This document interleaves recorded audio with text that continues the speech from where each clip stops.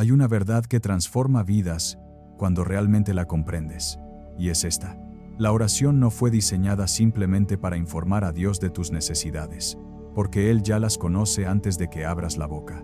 La oración fue diseñada para transformarte a ti, para alinear tu corazón con el cielo, y para liberar en el mundo físico lo que ya existe en el mundo espiritual. El pastor David Paul Yonggi Cho entendió esto de una manera tan profunda que dedicó su vida entera a enseñarlo, y los frutos de esa enseñanza se vieron en millones de vidas cambiadas alrededor del mundo. Pero hay un tipo específico de oración que quiero compartir contigo hoy. No es la oración casual que hacemos antes de comer. No es la oración apresurada que murmuramos cuando vamos tarde al trabajo. Es la oración que rompe cadenas que han estado ahí por años, incluso por generaciones.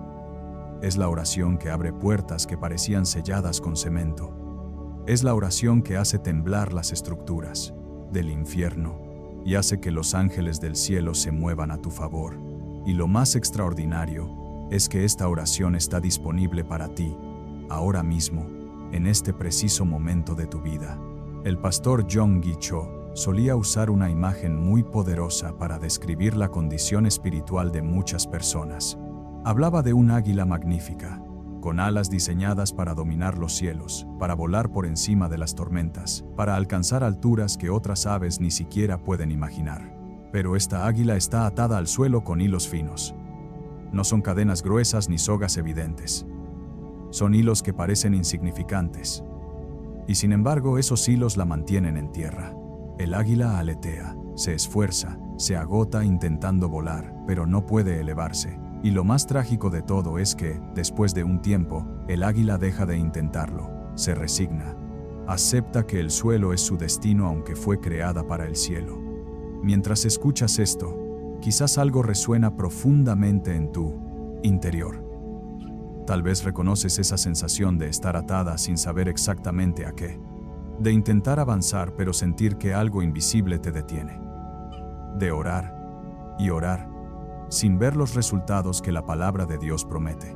Y entonces comienzas a preguntarte si el problema eres tú, si tu fe no es suficiente, si hay algo mal en ti que impide que Dios se mueva. Quiero decirte hoy, con toda la autoridad de la palabra de Dios, que esos pensamientos no vienen del cielo, vienen del enemigo que quiere mantenerte exactamente donde estás, atada, frustrada y convencida de que la libertad no es para ti. La verdad es que Dios te diseñó para volar. Te creó para vivir en victoria, no en derrota. Te llamó para experimentar abundancia, no escasez. Te destinó para caminar en libertad, no en cautiverio. Y si hay ataduras en tu vida, si hay caminos que deberían estar abiertos pero están cerrados, hoy es el día en que eso comienza a cambiar. No porque yo tenga algún poder especial, sino porque la palabra de Dios tiene todo el poder. Y cuando la declaras con fe, cosas sobrenaturales suceden. Antes de continuar, quiero pedirte algo. Si este mensaje está comenzando a tocar tu corazón, si sientes que no es coincidencia que estés escuchando esto precisamente ahora, déjame un comentario.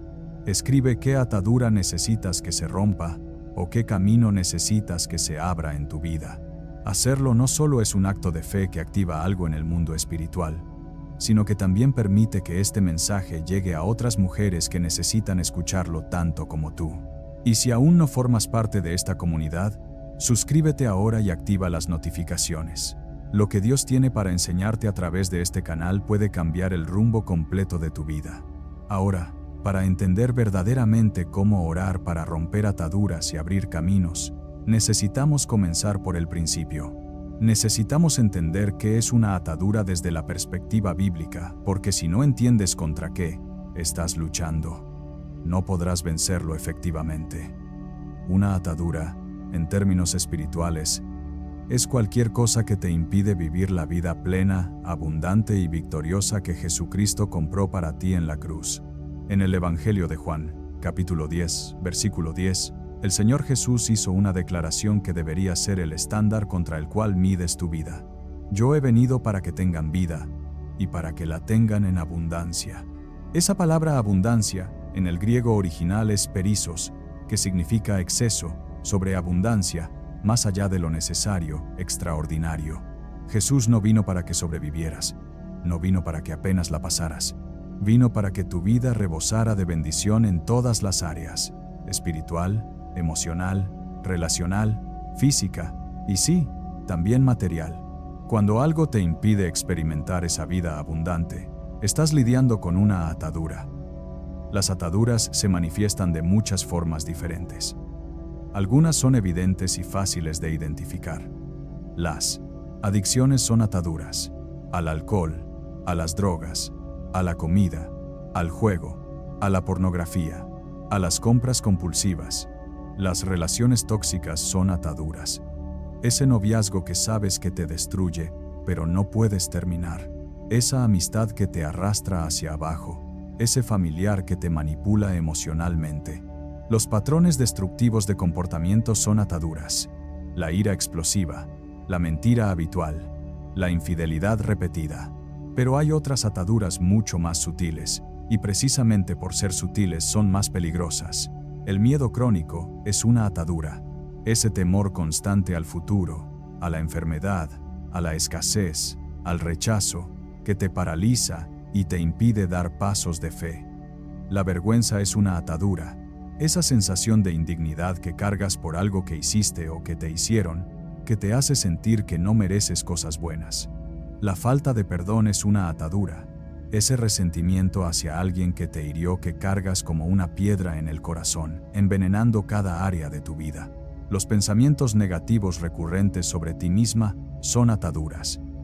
Esas voces internas que te dicen que no eres suficiente, que nunca lo lograrás, que no tienes lo necesario.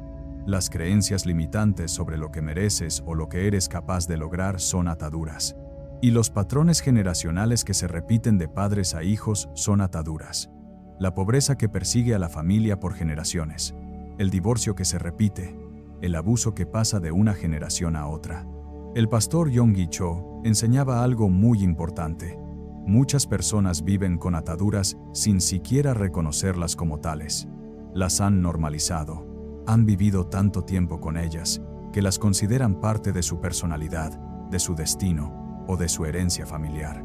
Dicen cosas como, es que yo soy así, siempre he sido ansiosa, o en mi familia todos somos pobres, así nos tocó, o es que tuve una infancia muy difícil, por eso soy como soy.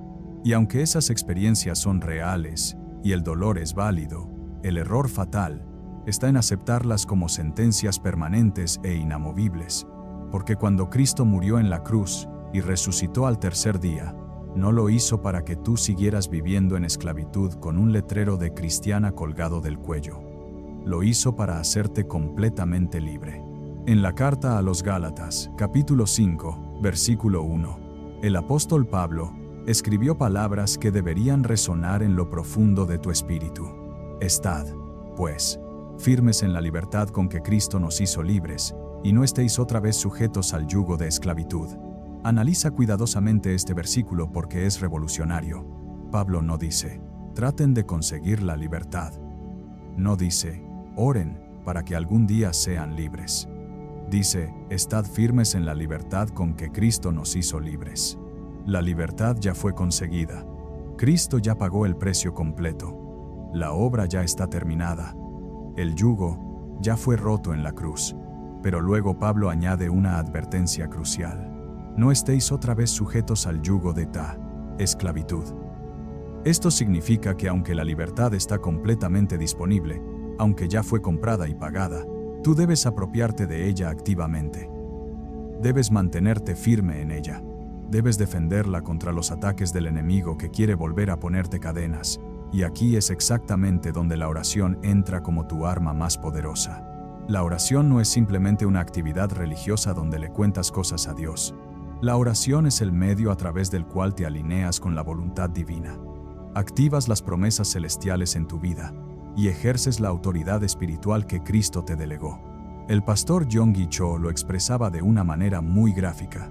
Decía que orar sin fe es como intentar encender un automóvil sin combustible. Puedes girar la llave 1000 veces. Puedes tener el mejor auto del mundo, pero si el tanque está vacío, el motor no arrancará. La fe es el combustible que hace que la oración funcione. Y la palabra de Dios Es lo que produce esa fe. En la Carta a los Romanos, capítulo 10, versículo 17, encontramos una verdad fundamental. Así que la fe es por el oír, y el oír por la palabra de Dios. Tu nivel de fe está directamente relacionado con tu exposición a la palabra, no a escucharla pasivamente como ruido de fondo mientras haces otras cosas, sino a escucharla activamente, meditarla profundamente, declararla constantemente, hasta que se convierta en parte integral de tu sistema de creencias.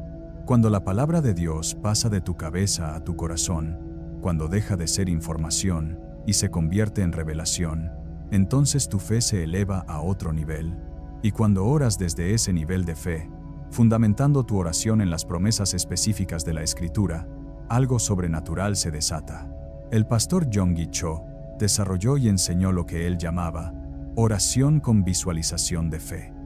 Este concepto ha sido malinterpretado por algunas personas que lo confunden con técnicas de visualización de la psicología secular o del movimiento de la nueva era. Pero lo que el pastor enseñaba es profundamente bíblico y está completamente fundamentado en la Escritura. Se trata de ver con los ojos de la fe lo que Dios ha prometido, antes de verlo manifestado en el mundo físico. En la carta a los Hebreos, capítulo 11, versículo 1, encontramos la definición bíblica de lo que es la fe. Es, pues, la fe la certeza de lo que se espera, la convicción de lo que no se ve. Lee esto otra vez lentamente. La fe es certeza de lo que se espera. No es ojalá suceda, ni tal vez pase, ni vamos a ver qué pasa. Es certeza. Es seguridad absoluta. Es saber que sabes, y es convicción de lo que no se ve. Esto significa que la fe genuina tiene convicción sobre cosas que aún no son visibles al ojo natural. La fe ve antes de ver. La fe sabe antes de que los hechos lo confirmen. La fe posee antes de que la manifestación llegue. El pastor Yonggi Cho vivió una experiencia en los primeros años de Purina Puriare, su ministerio que ilustra perfectamente estos principios.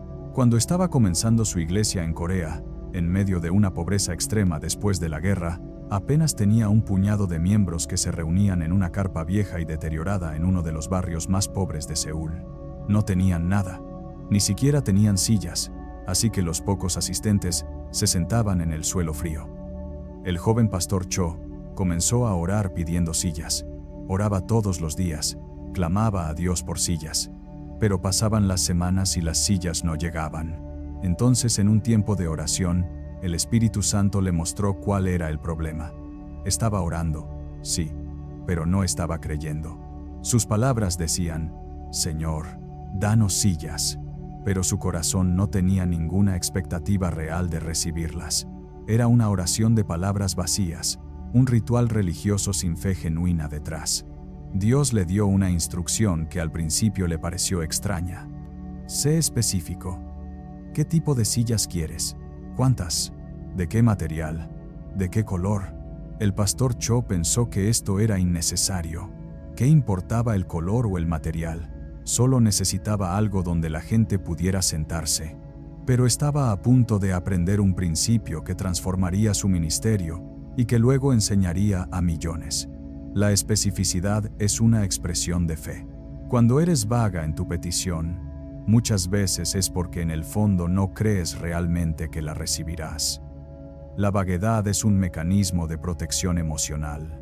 Si pides algo vago, no te sentirás tan decepcionada si no llega exactamente como querías.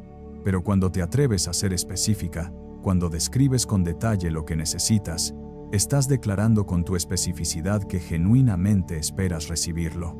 Así que el pastor Cho obedeció. Se sentó y pensó exactamente qué necesitaba.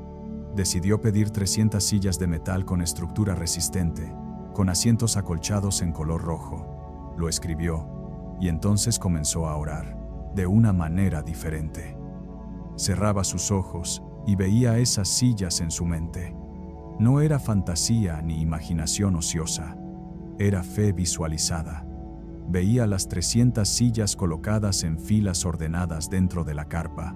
Veía a los miembros de la iglesia sentados cómodamente, adorando a Dios sin la incomodidad del suelo frío. Se veía a sí mismo predicando frente a esas sillas ocupadas. Y mientras veía todo esto con los ojos de la fe, agradecía a Dios, no pedía rogando, agradecía declarando: gracias, Padre, por las 300 sillas que me has dado. Gracias porque ya veo a tu pueblo sentado en ellas adorándote. Poco tiempo después, sucedió algo extraordinario. Un hombre de negocios que el pastor Cho ni siquiera conocía llegó a la carpa. Había escuchado sobre esta pequeña iglesia y sintió en su corazón el deseo de ayudar. Pastor, le dijo, quiero donar sillas para su congregación. ¿Cuántas necesita y de qué tipo las quiere? El pastor Cho no tuvo que pensarla. Respuesta: 300 sillas de metal con asiento rojo, respondió sin dudar. El hombre asintió. Y unas semanas después, llegaron exactamente 300 sillas de metal con asientos acolchados en color rojo. Te cuento esta historia no como una anécdota curiosa, sino porque el mismo principio que funcionó para sillas, funciona para ataduras y caminos cerrados. Cuando oras por la ruptura de una atadura, necesitas ser específica. ¿Qué atadura exactamente? ¿Cómo se manifiesta en tu vida diaria? ¿Qué pensamientos produce? ¿Qué comportamientos genera? ¿Cómo afecta tus relaciones, tu trabajo, tu salud, tu paz interior? ¿Cuándo comenzó?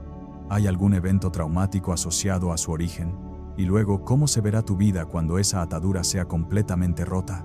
Necesitas verlo con los ojos de la fe, verte libre, verte caminando sin ese peso que has cargado por años, verte pensando diferente, sintiendo diferente, actuando diferente. Lo mismo aplica cuando oras por un camino que necesita abrirse. ¿Qué camino específicamente?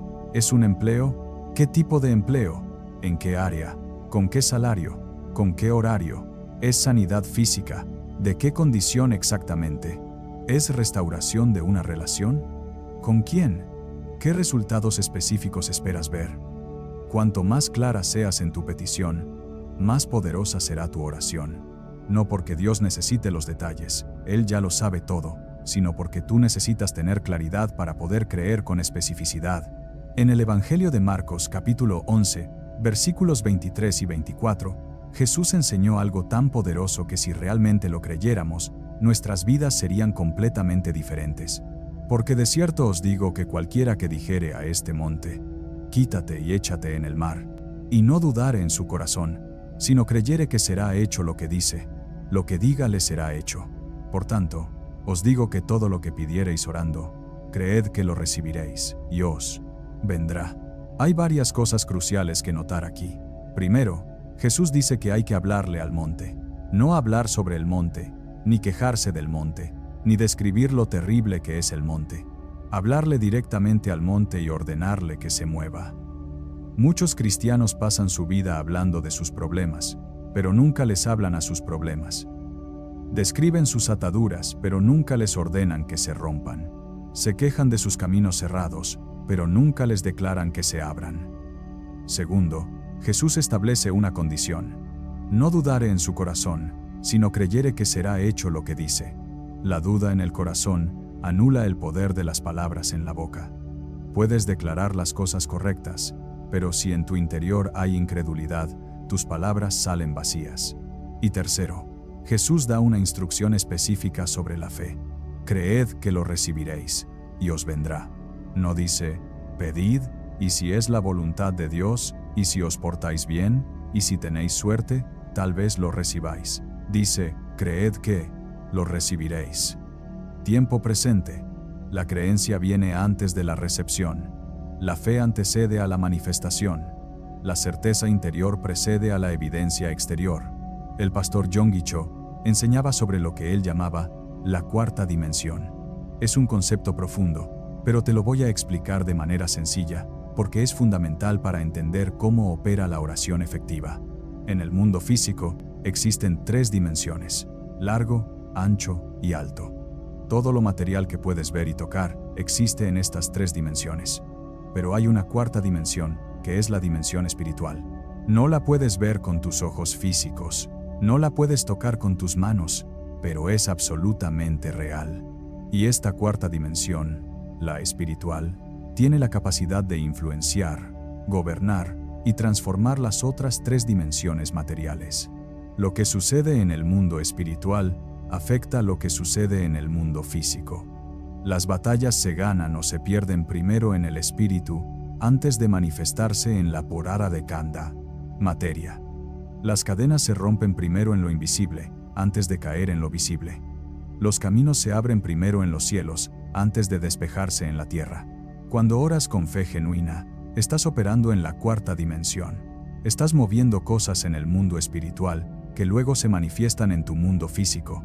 Estás desatando en la tierra lo que ya está desatado en el cielo. Estás declarando como realidad presente lo que Dios ya ha establecido como verdad eterna. En el Evangelio de Mateo, capítulo 16, versículo 19, Jesús le dijo a Pedro: «Y a ti te daré las llaves del reino de los cielos, y todo lo que atares en la tierra será atado en los cielos, y todo lo que desatares en la tierra será desatado en los cielos». Muchas personas malinterpretan este versículo pensando que significa que tenemos el poder de atar y desatar cosas según nuestro capricho, y que Dios tiene que obedecer nuestras decisiones. Pero la interpretación correcta basada en la gramática del griego original es diferente. La forma verbal indica que lo que atamos en la tierra es lo que ya ha sido atado en el cielo, y lo que desatamos en la tierra es lo que ya ha sido desatado en el cielo. En otras palabras, nuestro rol en la oración no es convencer a un Dios reluctante de hacer algo que no quiere hacer. No es manipular a Dios, ni torcerle el brazo. Nuestro rol es discernir lo que Dios ya ha determinado en el cielo y declararlo aquí en la tierra. Es alinearnos con su voluntad revelada en su palabra y hablar desde esa alineación. Cuando oras por la ruptura de una atadura, no estás rogándole a Dios que por favor te libere si tiene tiempo y ganas. Estás aplicando a tu situación específica la libertad general que Cristo ya ganó en la cruz hace 2000 años. Estás declarando como tuyo lo que ya fue pagado con su sangre. Esto cambia completamente la manera en que te aproximas a la oración.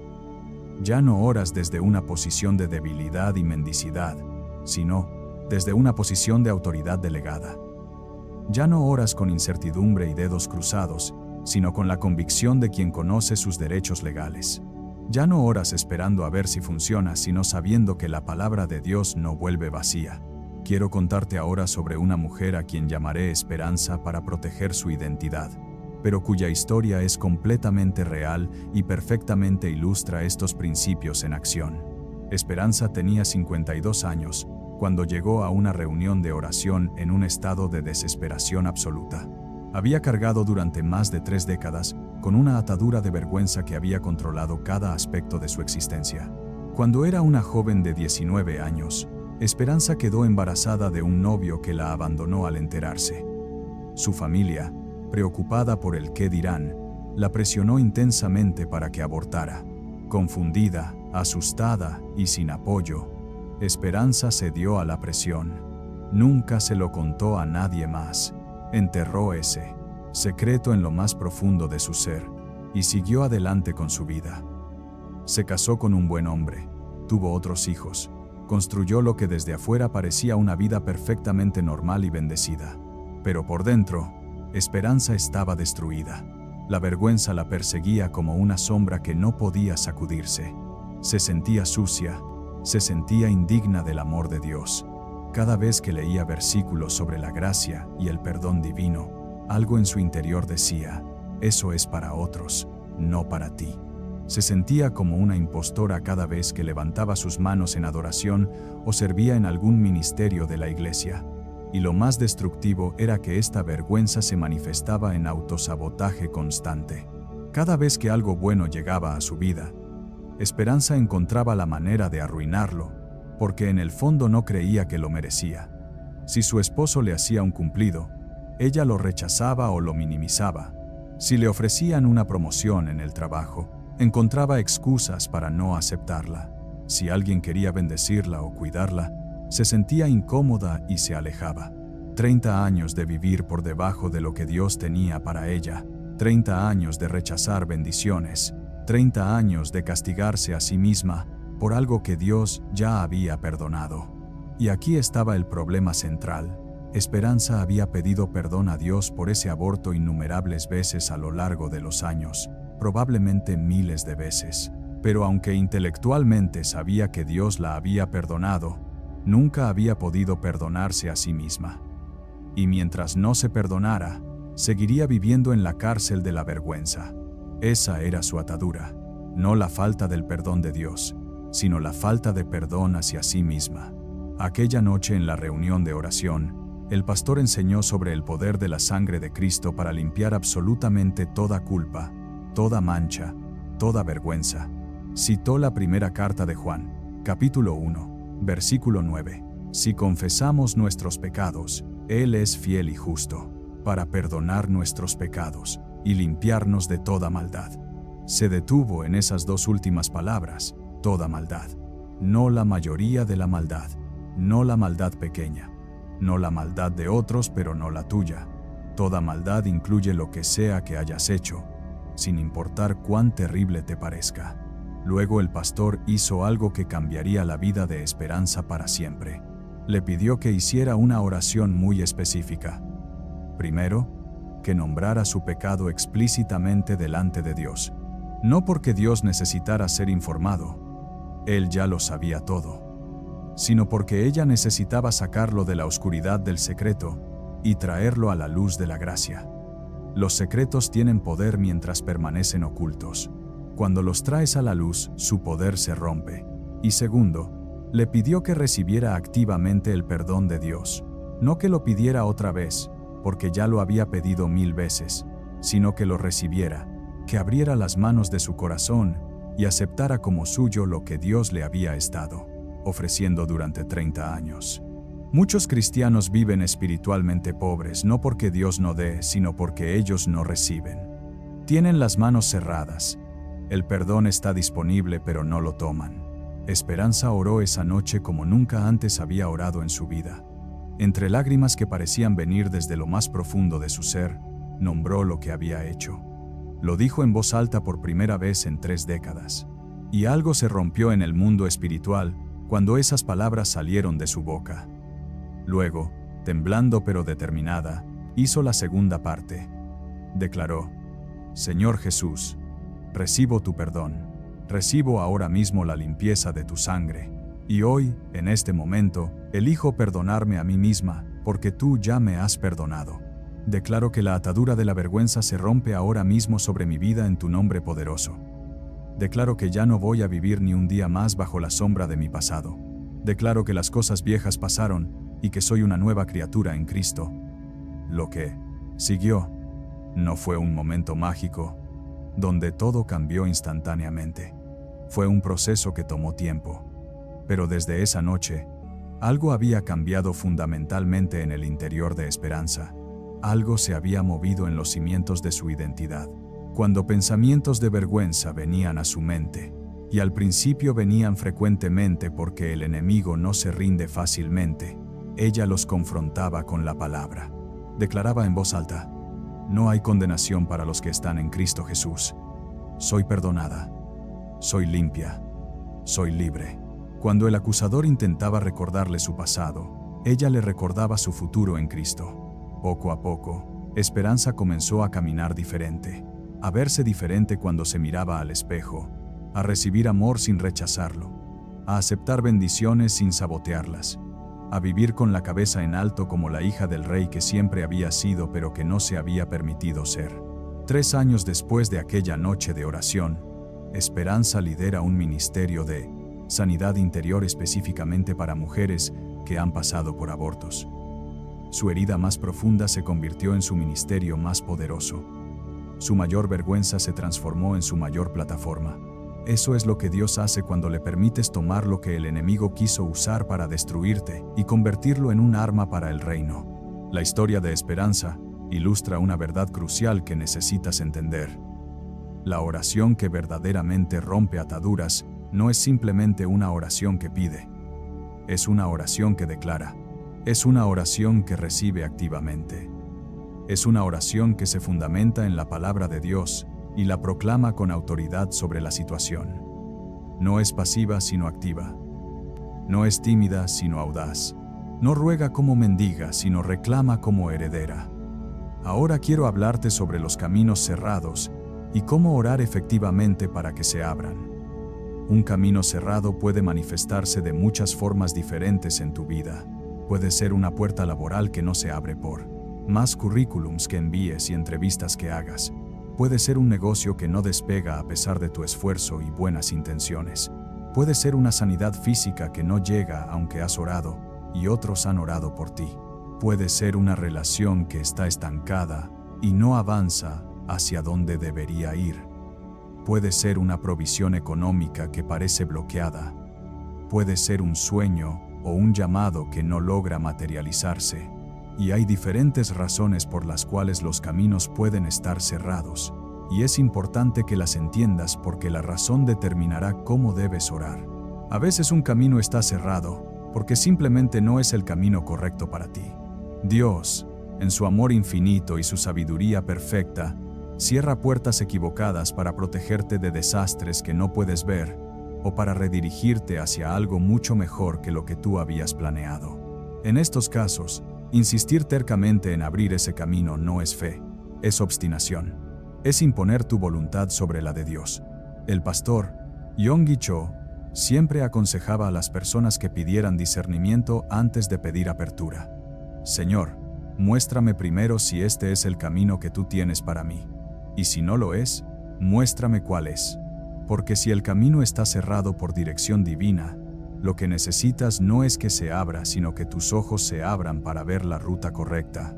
Pero otras veces, un camino está cerrado no por dirección divina, sino por oposición espiritual. El enemigo de tu alma tiene un objetivo muy claro: robarte, matarte y destruirte. No quiere que avances, no quiere que prosperes, no quiere que cumplas el propósito para el cual Dios te creó, y utiliza toda su artillería para bloquearte, desanimarte, frustrarte, agotarte y finalmente hacerte rendir. Si puede mantenerte estancada en el mismo lugar durante años, habrá logrado su objetivo sin necesidad de destruirte abiertamente. En el libro de Daniel, capítulo 10, encontramos un relato fascinante que nos da una ventana al mundo espiritual y nos muestra cómo opera esta oposición. Daniel había estado buscando a Dios intensamente. Estaba orando y ayunando, afligiendo su alma, pidiendo revelación y entendimiento. Pasaron 21 días completos, sin respuesta aparente. 3 semanas de buscar a Dios sin escuchar nada de vuelta. Finalmente, al día 22, un ser angelical se le apareció con un mensaje.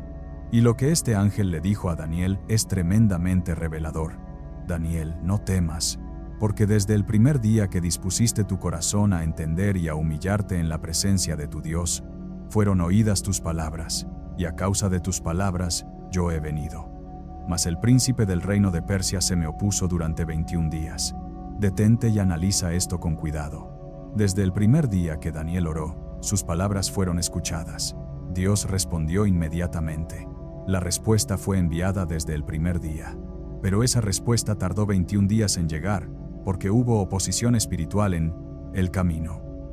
El príncipe del reino de Persia, que no era un gobernante humano sino un poder demoníaco asignado sobre esa región, bloqueó al mensajero angelical durante 3 semanas enteras. Ahora piensa en las implicaciones de esto para tu propia vida de oración. ¿Qué hubiera pasado si Daniel hubiera dejado de orar en el día 20? ¿Qué hubiera pasado si en el día 14 hubiera concluido que Dios no lo escuchaba y se hubiera dado por vencido? ¿Qué hubiera pasado si en la segunda semana hubiera decidido que estaba perdiendo su tiempo y hubiera vuelto a sus actividades normales? Hubiera perdido la respuesta que estaba literalmente a un día de distancia. La respuesta ya venía en camino, pero él no lo sabía. Esto tiene una aplicación directa y urgente para ti. Tal vez has estado orando por algo durante mucho tiempo sin ver resultados. Tal vez ya estás cansada, frustrada, a punto de rendirte, pero necesitas saber esto.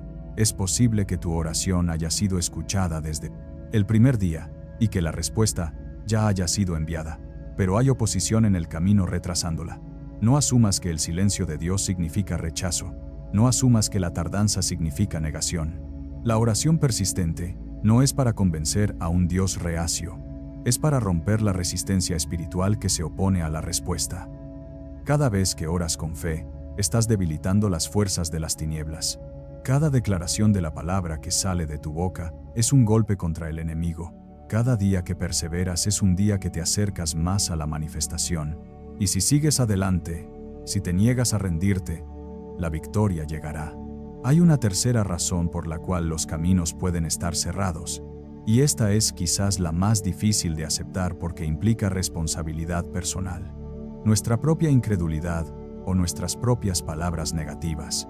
El pastor Yonggi Cho ponía un énfasis enorme en el poder de las palabras porque entendía un principio bíblico que muchos cristianos ignoran. Tus palabras son semillas que plantas, y toda semilla produce fruto según su especie.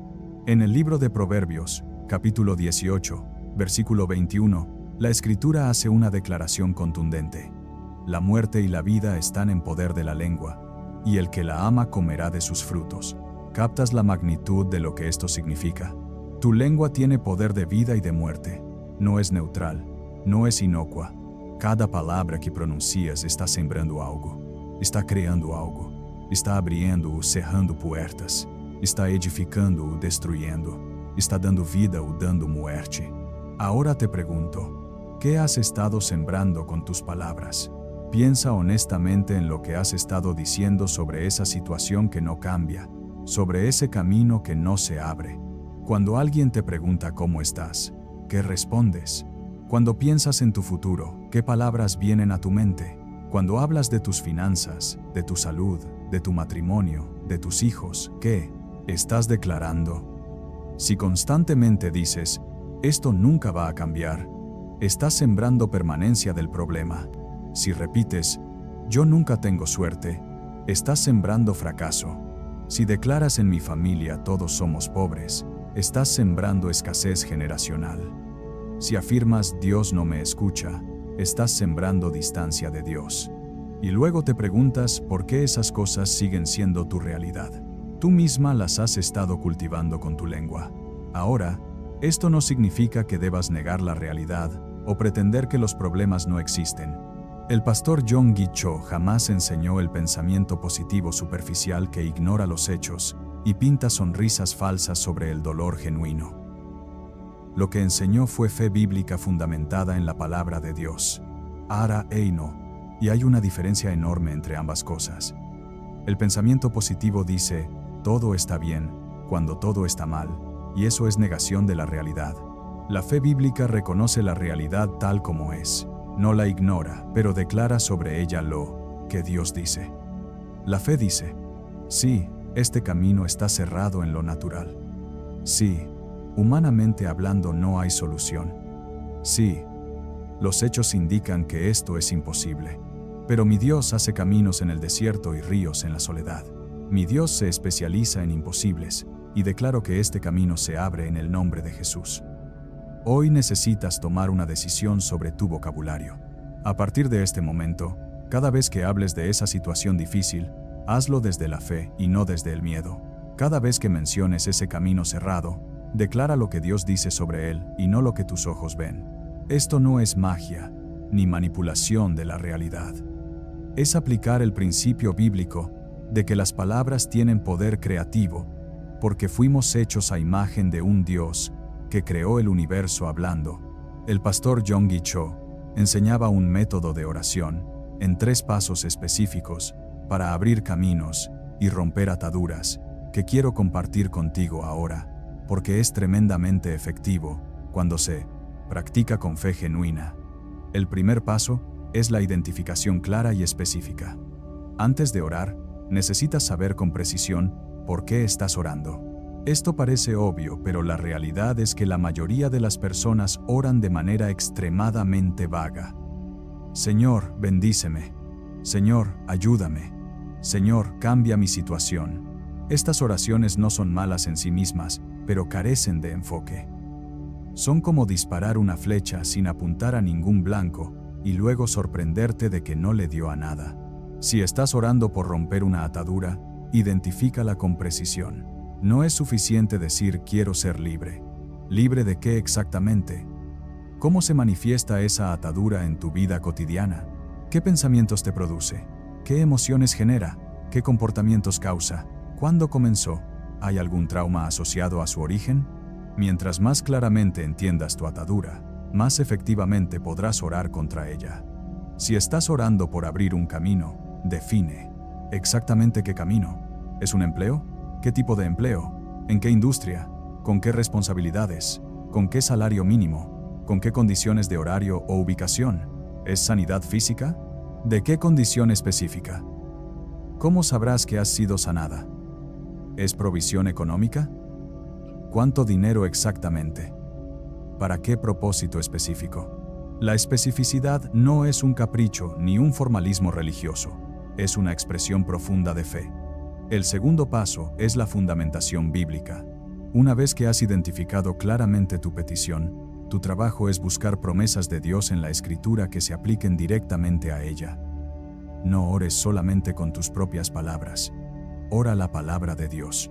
Cuando fundamentas tu oración en las Escrituras, tu oración se eleva a un nivel completamente diferente de poder y autoridad, porque ya no solo estás expresando tus deseos humanos, sino que estás reclamando lo que el Dios del universo ha prometido. Si estás orando por libertad de ataduras, busca y memoriza versículos sobre libertad. Juan 8, versículo 36. Así que si el Hijo os libertare, seréis verdaderamente libres. Isaías 61, versículo 1. El Espíritu de Jehová el Señor está sobre mí, porque me ungió Jehová, me ha enviado a predicar buenas nuevas a los abatidos, a vendar a los quebrantados de corazón, a publicar libertad a los cautivos, y a los presos apertura de la cárcel. Gálatas 5, versículo 1. Estad, pues, firmes en la libertad con que Cristo nos hizo libres, y no estéis otra vez sujetos al yugo de esclavitud. Segunda de Corintios 3, versículo 17. Donde está el Espíritu del Señor, allí hay libertad. Si estás orando por apertura de caminos, busca versículos sobre provisión, dirección y puertas abiertas. Isaías 43, versículo 19. He aquí que yo hago cosa nueva, pronto saldrá a luz, no la conoceréis. Otra vez abriré camino en el asiro, desierto, y ríos en la soledad. Apocalipsis 3, versículo 8. Yo conozco tus obras. He aquí, he puesto delante de ti una puerta abierta, la cual nadie puede cerrar. Filipenses 4, versículo 19. Mi Dios, pues, suplirá todo lo que os falta conforme a sus riquezas en gloria en Cristo Jesús. Salmo 37, versículos 4 y 5. Deleítate a sí mismo en Jehová, y Él te concederá las peticiones de tu corazón. Encomienda a Jehová tu camino, y confía en Él, y Él hará. Escribe estos versículos, memorízalos, medítalos día y noche, que se conviertan en parte de tu vocabulario espiritual, tan familiares como tu propio nombre. Y cuando ores, declara estos versículos con autoridad. No como quien recita fórmulas mágicas esperando que funcionen, sino como quien reclama una herencia que legítimamente le pertenece. El tercer paso es la visualización de fe y la declaración verbal. Aquí es donde aplicas lo que te expliqué anteriormente sobre ver con los ojos de la fe. Una vez que has identificado específicamente tu petición y la has fundamentado sólidamente en la palabra de Dios, cierras tus ojos y comienzas a ver con tu imaginación santificada lo que estás pidiendo, como si ya estuviera completamente hecho. No es fantasía ociosa, no es soñar despierta, es la certeza de lo que se espera, la convicción de lo que no se ve. Si estás orando por libertad de la ansiedad, te ves viviendo en paz profunda, te ves enfrentando situaciones que antes te paralizaban de miedo, pero ahora las manejas con serenidad sobrenatural. Te ves durmiendo tranquilamente toda la noche sin esa opresión en el pecho. Te ves disfrutando el momento presente sin el tormento de la preocupación por el futuro.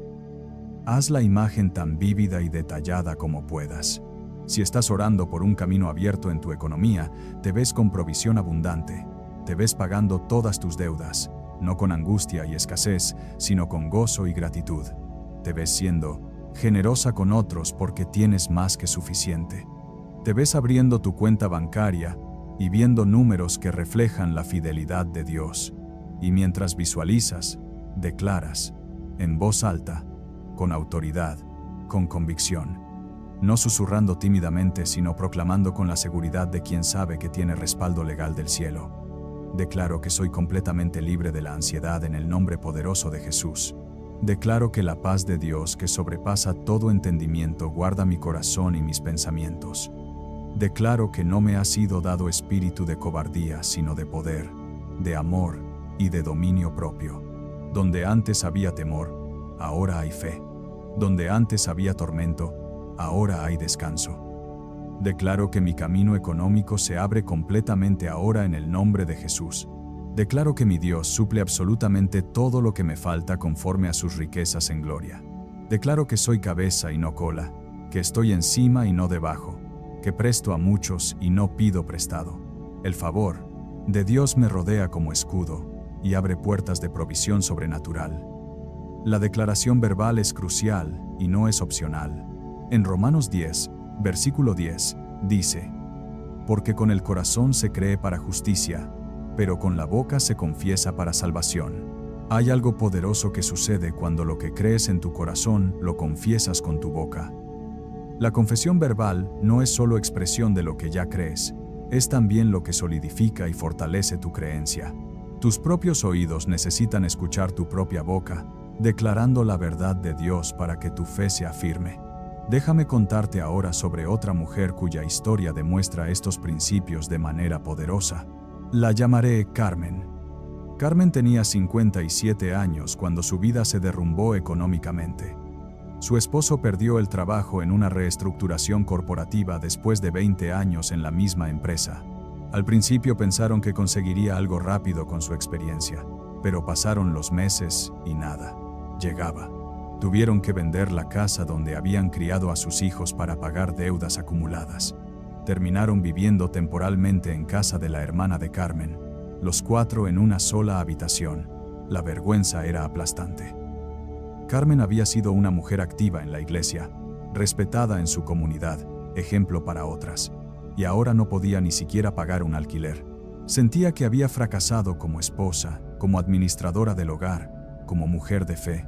La desesperanza era un peso físico sobre su pecho que apenas la dejaba respirar.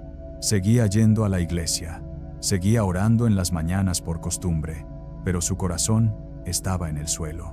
Un día, casi por accidente, estaba escuchando una enseñanza antigua del pastor John G. Cho sobre el poder de las palabras. Y algo hizo clic en su interior.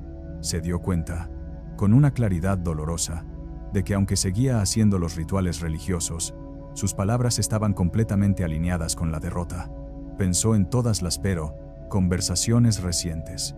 Cada vez que alguien le preguntaba cómo estaban las cosas, ella respondía con un recuento detallado de lo mal que iban. Es que la situación está terrible. No hay trabajo en ningún lado. Parece que nunca vamos a salir de este hoyo. A nosotros nos cayeron todas las maldiciones juntas. Cada conversación era una letanía de negatividad. Cada pensamiento, una profecía de fracaso. Carmen tomó una decisión radical ese día. Decidió aplicar los 3 pasos que había escuchado. Primero se sentó e identificó específicamente lo que necesitaba. No que mejore la situación en abstracto, sino detalles concretos. Escribió: un empleo para mi esposo con un salario mínimo de X cantidad, suficiente para cubrir un alquiler y nuestros gastos básicos. La posibilidad de mudarnos a una casa propia, alquilada en un plazo máximo de 6 meses.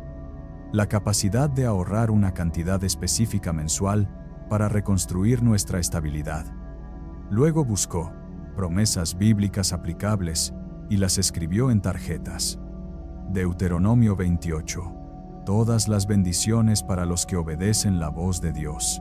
Salmo 37, versículo 25. Joven fui, y he envejecido, y no he visto justo desamparado, ni su descendencia que mendigue pan. Jeremías 29, versículo 11. Porque yo sé los pensamientos que tengo acerca de vosotros, dice Jehová, pensamientos de paz, y no de mal, para daros el fin que esperáis. Filipenses 4, 19 sobre la provisión de Dios según sus riquezas en gloria. Y finalmente, comenzó a visualizar y declarar cada día. Se despertaba antes que el resto de la familia. Se encerraba en el único lugar donde tenía privacidad, el baño pequeño, y oraba. Cerraba los ojos y veía a su esposo llegando a casa con buenas noticias, emocionado, contándole sobre un nuevo trabajo. Veía el momento de firmar el contrato de alquiler de una casita pequeña pero acogedora. Se veía sentada en la sala de Conar. Esa casita, con sus propios muebles, tomando café en paz, agradeciendo a Dios por su fidelidad. Y mientras veía todo esto, lo declaraba en voz alta, aunque le temblaba la voz. Gracias, Padre, porque mi esposo tiene empleo. Gracias porque tenemos casa propia. Gracias porque nuestro camino económico está completamente abierto. Todo lo puedo en Cristo que me fortalece. Los primeros días fueron increíblemente difíciles. Su mente se resistía ferozmente. La realidad gritaba mucho más fuerte que sus declaraciones. Cada vez que decía, gracias porque mi esposo tiene empleo, una voz interior respondía, pero no lo tiene, estás mintiendo.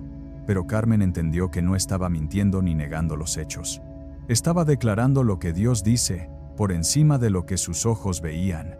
Estaba sembrando con su lengua la cosecha que quería recoger. Y poco a poco, algo comenzó a cambiar. No inmediatamente en las circunstancias externas, sino primero en su mundo interior. Comenzó a sentir una paz que no tenía sentido lógico dadas las circunstancias. Una esperanza que no podía explicar racionalmente. Una confianza interior de que Dios estaba trabajando aunque ella no lo viera todavía. A las 3 semanas de comenzar esta disciplina de oración, el esposo de Carmen recibió una llamada de un antiguo contacto que ni siquiera recordaba haberle pasado su currículum. Había una posición disponible que parecía diseñada exactamente para su perfil. Fue a la entrevista y conectó inmediatamente con el gerente de contratación. A las 5 semanas, fue contratado oficialmente con un salario incluso mejor del que Carmen había especificado en su oración. A los 4 meses, no a los 6 que ella había establecido como plazo máximo, estaban firmando el contrato de alquiler de una casita que tenía exactamente las características que Carmen había visualizado. Pequeña pero suficiente, luminosa, con un jardincito donde podía plantar algunas flores, en un barrio tranquilo y seguro. ¿Coincidencia? ¿Suerte? Carmen sabe que no. Ella experimentó en carne propia lo que el pastor Yonggi Cho enseñó toda su vida. Que la oración de fe específica, fundamentada en la palabra de Dios, visualizada con los ojos del Espíritu y declarada con la boca, mueve la mano de Dios y abre caminos que parecían imposibles. Ahora bien, necesito hacer una clarificación muy importante en este punto, porque no quiero que malinterpretes lo que estoy compartiendo contigo. Esta enseñanza no es lo que algunos llaman Evangelio de la Prosperidad, en su versión superficial y distorsionada. Ese mensaje que promete que si oras correctamente y das suficiente dinero, Dios te hará rico y famoso. No es una fórmula mágica que manipula a Dios para conseguir cosas materiales. Es algo mucho más profundo, mucho más serio, mucho más bíblico que eso. Se trata de alinearte con la voluntad de Dios revelada en su palabra y cooperar activamente con ella a través de la fe. Se trata de apropiarte de las promesas que Dios ya te ha dado, no de inventar promesas que Él nunca hizo. Se trata de vivir como hija del Rey, con todos los privilegios y responsabilidades que eso implica, no como huérfana desamparada rogando migajas. Se trata de ejercer la autoridad espiritual que Cristo te delegó cuando dijo, «He aquí, os doy potestad sobre toda fuerza del enemigo». Quiero hablarte ahora sobre algo que es absolutamente fundamental para la oración efectiva y que muchas personas pasan por alto: la limpieza del corazón. Puedes tener la técnica perfecta, puedes conocer todas las promesas bíblicas, puedes declarar con voz potente, pero si hay pecado no confesado en tu vida, si hay falta de perdón en tu corazón, si hay amargura o resentimiento guardado, tus oraciones tendrán un techo muy bajo. En el Salmo 66, versículo 18, el rey David escribió una verdad solemne: «Si en mi corazón hubiese yo mirado a la iniquidad, el Señor no me habría escuchado». Esto es serio. Si hay pecado que estás acariciando secretamente, justificando con excusas, escondiendo debajo de la alfombra de tu vida, tu comunicación con Dios está obstruida. No porque Dios sea vengativo y te esté castigando, sino porque el pecado por su propia naturaleza crea una barrera espiritual. Es como intentar hacer una llamada telefónica con el cable cortado. Pero de todos los pecados que obstruyen la oración, hay uno que es particularmente destructivo, y es la falta de perdón. Jesús mismo fue extremadamente claro y directo sobre esto. En el Evangelio de Marcos, capítulo 11, inmediatamente después de enseñar sobre la oración de fe que mueve montañas, añadió en los versículos 25 y 26, «Y cuando estéis orando, perdonad, si tenéis algo contra alguno, para que también vuestro Padre que está en los cielos os perdone a vosotros vuestras ofensas. Porque si vosotros no perdonáis, tampoco vuestro Padre que está en los cielos os perdonará vuestras ofensas». ¿Te das cuenta de la conexión directa que Jesús estableció? Vinculó explícitamente la oración de fe con el perdón. No puedes separar una cosa de la otra. Si quieres que tus oraciones tengan poder para mover montañas, necesitas tener un corazón completamente libre de resentimiento. Puedes declarar todas las promesas bíblicas del mundo con la voz más potente, pero si tienes rencor guardado contra alguien, estás saboteando tu propia oración. Sé que esto puede ser muy difícil de escuchar, especialmente si has sido herida profundamente. Tal vez alguien abusó de tu confianza de manera terrible. Tal vez fuiste traicionada por quien más amabas. Tal vez te abandonaron cuando más los necesitabas. Tal vez te humillaron públicamente. Y la herida es tan profunda, tan dolorosa, que el solo pensamiento de perdonar te parece imposible e incluso injusto. ¿Por qué deberías perdonar a alguien que ni siquiera ha pedido perdón? ¿No sería eso dejar Bodés, que se salga con la suya? Pero necesito decirte algo con todo el amor del mundo. La falta de perdón te ata a ti mucho más de lo que ata a la persona que te hirió. Es como beber veneno esperando que el otro se muera. Te destruye por dentro, te amarga la vida, te roba el gozo, te enferma el cuerpo, te contamina las relaciones, mientras que la otra persona probablemente sigue con su vida sin pensar en ti. Perdonar no significa que lo que te hicieron estuvo bien. No significa minimizar el daño ni pretender que no pasó. No significa olvidar, porque hay heridas que dejan cicatrices permanentes en la memoria. No significa necesariamente reconciliarte con la persona o volver a confiar en ella. No significa exponerte a que te vuelvan a herir. Perdonar significa soltar. Significa entregar a esa persona y esa situación en las manos de Dios y dejar que Él se encargue de la justicia. Significa liberarte a ti misma de la cárcel del resentimiento donde has estado encerrada. Significa elegir tu paz y tu libertad por encima de tu orgullo herido y tu deseo de venganza. Y aquí está la verdad que transforma. El perdón es un acto de voluntad y de fe, no un sentimiento. No tienes que sentir deseos de perdonar para hacerlo. No tienes que esperar hasta que se te pase el enojo. Decides perdonar como acto de obediencia a Dios y como acto de amor propio. Declaras el perdón con tu boca y luego le pides al Espíritu Santo que sane tus emociones heridas. Los sentimientos eventualmente se alinearán con la decisión que tomaste. Pero si esperas a sentir el perdón para otorgarlo, probablemente pasarás el resto de tu vida esperando. Así que te pregunto directamente, ¿hay alguien a quien necesites perdonar? ¿Hay algún nombre que viene inmediatamente a tu mente cuando piensas en resentimiento, en dolor, en traición? Si es así, necesitas lidiar con eso antes de seguir orando por tus ataduras y tus caminos cerrados. Puede que la falta de perdón sea precisamente la atadura mayor que estás cargando, la raíz de la cual se derivan todas las demás. Ahora quiero darte herramientas prácticas y concretas que puedas comenzar a usar desde hoy mismo para orar efectivamente por tus caminos cerrados y tus ataduras. Primera herramienta: el inventario espiritual. Toma un cuaderno que será dedicado exclusivamente a tu vida de oración. Divide una página en 2 columnas. Titula la primera, Ataduras, y la segunda, Caminos cerrados. En la columna de ataduras, anota con honestidad todo aquello que sientes que te mantiene cautiva. En la columna de caminos cerrados, anota todas las áreas donde sientes estancamiento o bloqueo. Luego, prioriza. Elige una atadura principal y un camino cerrado principal. Estos serán tu enfoque intensivo de oración durante las próximas semanas. Segunda herramienta. La declaración personalizada de fe. Basándote en tu atadura y camino cerrado principales, escribe una declaración de fe que combine la palabra de Dios con tu situación específica. Esta declaración la leerás en voz alta cada día, varias veces al día. Tercera herramienta. La oración matutina estructurada. Establece un tiempo fijo cada mañana para orar específicamente. Estableces esta CIA. La estructura sería adoración y gratitud.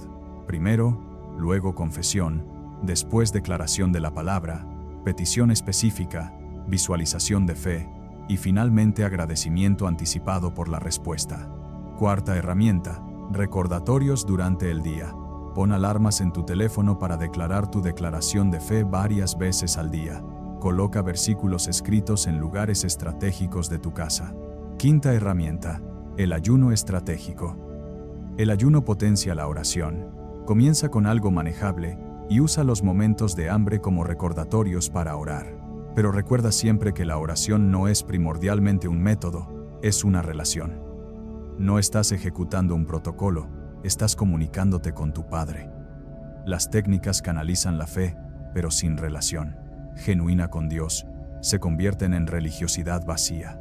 El libro de Isaías contiene una promesa extraordinaria. En el capítulo 43, versículos 18 y 19. No os acordéis de las cosas pasadas, ni traigáis a memoria las cosas antiguas. He aquí que yo hago cosa nueva, pronto saldrá a luz, no la conoceréis. Otra vez abriré camino en el desierto, y ríos en la soledad. Dios promete hacer algo nuevo, abrir camino donde no lo hay, traer vida donde hay sequedad. Pero primero dice que no te aferres al pasado.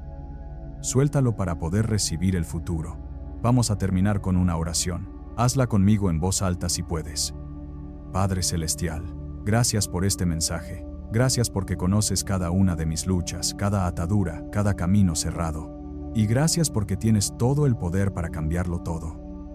En el nombre de Jesús, rompo hoy toda atadura sobre mi vida. Rompo el miedo, la vergüenza, la falta de perdón, los patrones generacionales, los pensamientos negativos. Declaro que soy verdaderamente libre, porque el Hijo me ha liberado, y declaro que mis caminos se abren ahora. Toda oposición espiritual es vencida, todo obstáculo es removido, todo obstáculo, arma. El favor de Dios va delante de mí abriendo puertas que nadie puede cerrar. Me veo libre, me veo caminando en victoria. Me veo viviendo la vida abundante que Cristo compró para mí. Gracias porque aunque no lo veo todavía con mis ojos, lo creo con mi corazón. En el nombre de Jesús. Amén. Recibe esta oración, y cuando te levantes de este momento camina diferente. Habla diferente, porque ya no eres la misma. Si este mensaje te ha bendecido, compártelo con alguien que lo necesite. Suscríbete al canal si aún no lo has hecho. Y deja un comentario contándome qué parte te impactó más o qué vas a comenzar a aplicar desde hoy. Te bendigo en el nombre de Jesús. Bendigo tu fe, tus oraciones, tus declaraciones, tus caminos. Tu victoria está más cerca de lo que piensas. Sigue creyendo, sigue declarando. No te rindas. Hasta el próximo mensaje.